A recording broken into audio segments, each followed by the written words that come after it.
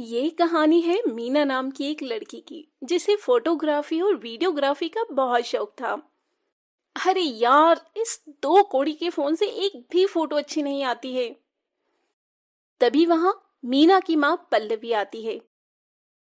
अरे बेटा पल्लवी, फोटो ही खींचती रहोगी या खाना भी खाओगी? अरे माँ, मैंने आपसे कितनी बार कहा है कि मुझे एक कैमरा दिलवा दो, लेकिन आप तो मेरी सुनने को ही तैयार नहीं है। बेटा, तेरा एक कैमरा का दाम भी तो 10 कैमरे के बराबर है। अरे माँ, आपकी एक ही तो बेटी है और आप उसे एक कैमरा नहीं दिलवा सकती हो। अगर आप मुझे कैमरा नहीं दिलवाओगी तो मैं खाना भी नहीं खाऊंगी।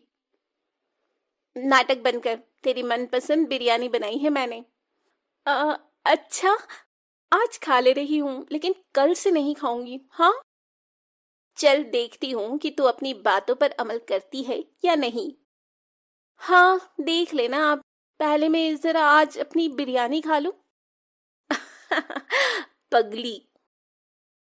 तो मीना डाइनिंग टेबल पर बैठती है और अपनी बिरयानी खाने लग जाती है।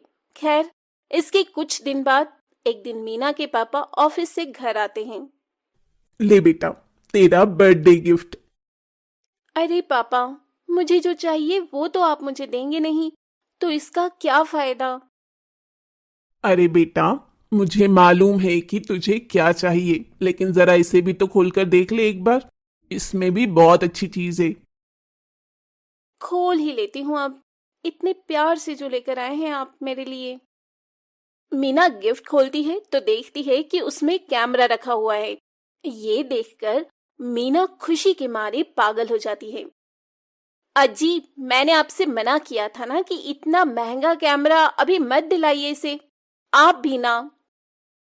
अरे पल्लवी, तुम इतना टेंशन क्यों ले रही हो? अरे इसे फोटोग्राफी और वीडियोग्राफी का शौक है। अगर हम इसके शौक पूरे नहीं करेंगे तो कौन करेगा? Yes papa, you are the great. आप तो मुझे बहुत अच्छे से समझते हैं। उफ भगवान, ये दोनों बाप बेटी का क्या करूं मैं। हाँ माँ, आप बैठो, मैं पापा के लिए खाना लगाती हूँ। देखा, आपसे कैमरा मिल गया तो खाना भी लगा रही है अब। अरे कोई बात नहीं, अभी इतनी बड़ी बेटी भी नहीं हुई है हमारी, बच्ची ही तो है। हम्म। खैर, अब मीना को अपना पसंदीदा कैमरा मिल चुका था, इसलिए वो अब अच्छे अच्छे स्पॉट पर जाकर फोटोग्राफी करना शुरू कर देती है। कि तभी एक दिन जब मीना किसी खूबसूरत नदी के किनारे फोटोग्राफी कर रही थी, तभी उसके पास एक आदमी मुंह में रुमाल बांधे हुए आता है। ए, तुम लोग कौन हो? अरे जाने मन, हम लोग कौन है अभी तुझे बताते हैं। इसके बाद दीपक मीना को जोर से धक्का देता है और उसका कैमरा लेकर वहां से भागने लगता है। लेकिन मीना बड़ी चालाक थी, वो जल्दी से दोनों के सिर पर दो पत्थर से वार करती है। आई! चुप बेवकूफ। वहीं मीना जल्दी से उनके पास आ जाती है और अपना कैमरा उठाती है। बड़ी चालाक बन रही है ना तू। रुक, तुझे अभी इसी नदी में फेंकता हूं। तब दीपक मीना से उसका कैमरा छीनता है और उसे नदी में फेंककर राजेश के साथ फरार हो जाता है। वहीं दूसरी ओर मीना चुड़ैल बन जाती है। एक तो तुम लोगों ने मेरा कैमरा चुराया और ऊपर से मुझे एक चुड़ैल बना दिया। अब मैं तुम लोगों से बदला लूंगी, बदला। वहीं दूसरी ओर मीना के माता पिता उसके लिए बहुत परेशान होते हैं और उसकी मिसिंग कंप्लेंट थाने में लिखवा देते हैं। खैर, चुड़ैल अब राकेश और दीपक के पास जाती है। मेरा कैमरा चुराएगा तू? रुक, अभी तेरी टांग तोड़ती हूँ और इसका सूप बनाकर पीती हूँ। तब चुड़ैल राकेश के सामने अचानक से प्रकट हो जाती है। चुड़ैल को वहां देखकर राकेश की सिट्टी पिट्टी गुम हो जाती है। क, क, क, कौन है तू? कहीं तू मेरी पुरानी प्रेमिका मंजूली तो नहीं है? अपनी शक्ल देखी आईने में? तेरी कोई पुरानी प्रेमिका भी थी? यकीन नहीं होता। अच्छा, तू मेरा ध्यान भटकाने की कोशिश मत कर, वरना। तुम कोई भी हो, मुझे माफ कर दो, मुझे जाने दो। वैसे मैं इतना बुरा भी नहीं दिखता। हाँ, तू बुरा नहीं दिखता, लेकिन जब तू मरेगा ना, तो तू बहुत ही बुरा दिखेगा।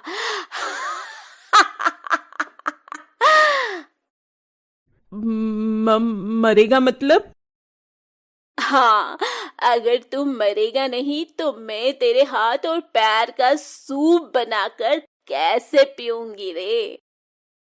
नहीं नहीं, ऐसा मत करना। एक तो मेरा कैमरा चुराता है और मुझे मारता भी है, और ऊपर से बोलता है कि तुझे ना मारूं। अच्छा, तो तू कैमरा वाली चुड़ैल है? हाँ। तब इसके बाद चुड़ैल राजेश के हाथ पैर तोड़ देती है और उसे मार डालती है। उसे मारने के बाद चुड़ैल वो कैमरा अपने हाथ में लेती है। रुक, ऐसे ही रहना, अब तेरी एक फोटो खींचती हूँ। और चुड़ैल अपने कैमरे से राजेश की लाश की फोटो खींचती है और बहुत खुश होती है। अगर मैं ना मरती ना, तो बहुत अच्छी फोटोग्राफर बन जाती। वाह मीना, तेरी फोटोग्राफी का तो कोई जवाब नहीं।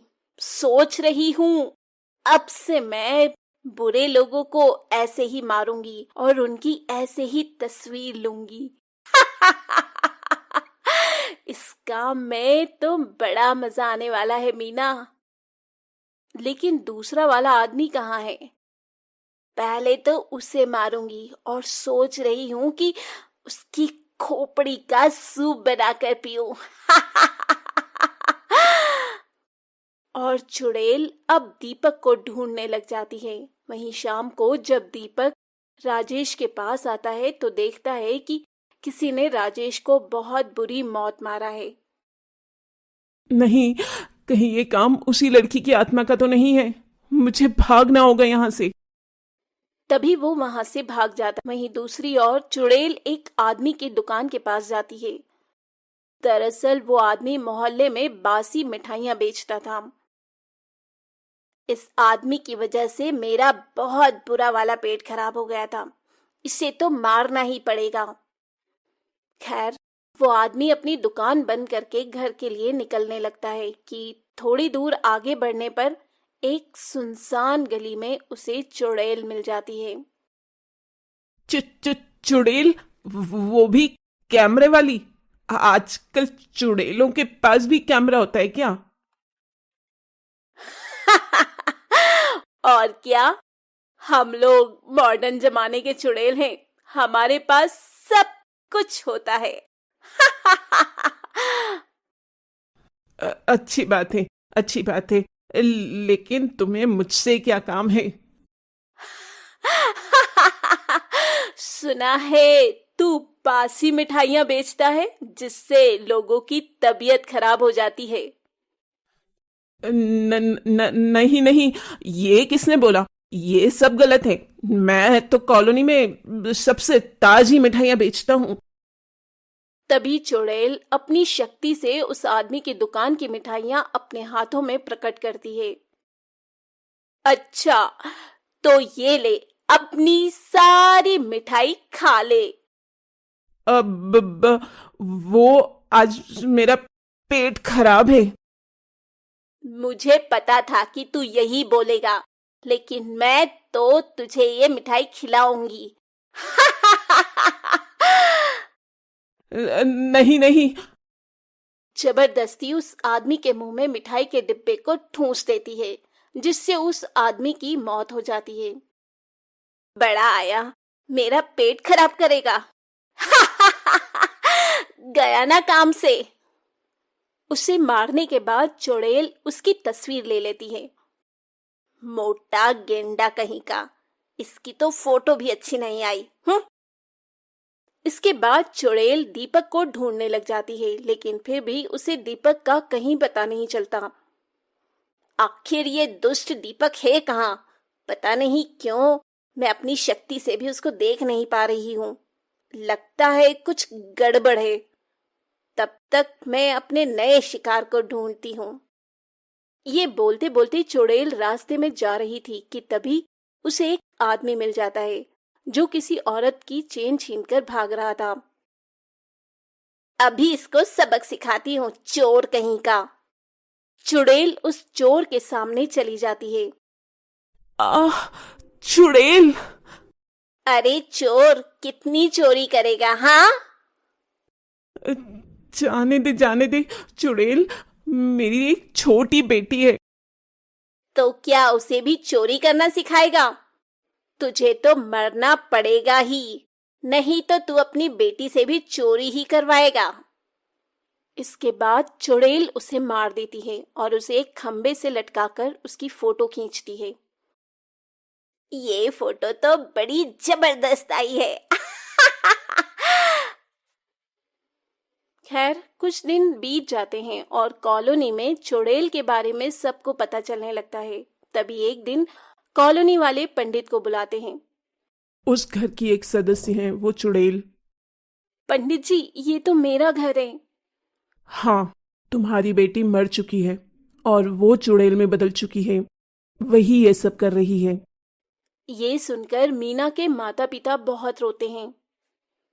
रो मत बेटी, हमें उसकी आत्मा को मुक्ति दिलाना होगा। ठीक है पंडित जी, आप जो कहेंगे हम वही करेंगे। मीरा का एक खूनी है जो अभी तक पकड़ा नहीं गया है। हो सकता है कि उसके पकड़े जाने के बाद उसे मुक्ति मिल जाए। अच्छा पंडित जी। खैर, कुछ दिन बाद इंस्पेक्टर दीपक को पकड़ लेते हैं और उसे पकड़कर उसे हथकड़ियां लगाकर कॉलोनी में ले आते हैं, जहां आज कॉलोनी वाले पूजा करने वाले हैं। बेटा मीना, हमें पता है कि तुम्हारे साथ बहुत गलत हुआ है, लेकिन तुम बेवजह बेकसूरों को मत मारो। और ये देखो, दीपक पकड़ा गया है, हमारे सामने आओ। तभी चुड़ैल वहां पर प्रकट हो जाती है। वो लोग बेकसूर नहीं थे। माना कि वो लोग बेकसूर नहीं थे, लेकिन कानून को अपने हाथ में मत लो मीना। हाँ बेटा, अब तो दीपक भी पकड़ा गया है, ये सब मत कर बेटा। हाँ बेटा, तू तो हमारी प्यारी बिटिया थी ना, तो फिर क्यों नहीं करती है ऐसा? इस तरह सभी लोग उसे बहुत समझाते हैं। ठीक है माँ पापा, मैं अब से किसी को भी नहीं मारूंगी, लेकिन इस दीपक को भी नहीं छोड़ूंगी। अलविदा।